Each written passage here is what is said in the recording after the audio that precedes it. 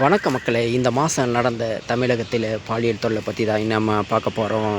இதில் பார்த்தீங்கன்னா, இன்றைக்கி மது போதை 1, போதை ஊசி 1, கஞ்சா 4வதாக பெண்களை ஆசை வார்த்தை கூறி நான் லவ் பண்ணுறேன் அப்படின்னு கூறி இது மாதிரி பண்ணுற சீரழிக்கிறது தான் இது.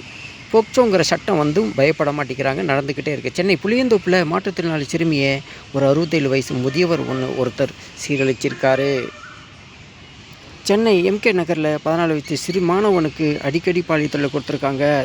திருப்பூர் மாவட்டம் காங்கேயத்தில் 13 வயசு பிள்ளைக்கு பாலியல் தொல்லை. நீலகிரி மாவட்டம் கடலூர் மாவட்டத்தில் பழங்குடியினர் ஒரு பிள்ளைக்கு படுத்திருக்காங்க. வேலூர் மாவட்டத்தில் பள்ளிக்கொண்டான் பகுதியில் போதை ஊசி கொடுத்து ஒரு பெண்ணை பாலியல் தொல்லை.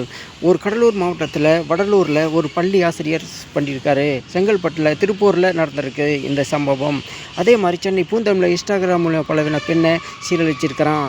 அதே மாதிரி திருவண்ணாமலை மாவட்டம் 12 வயது சிறுமியை கர்ப்பமாக்கி சிறுமியை பாலியல் வன்கொடுமை செய்து கர்ப்பமாக்கி 22 வயது செங்கல்பட்டு மாணவன்.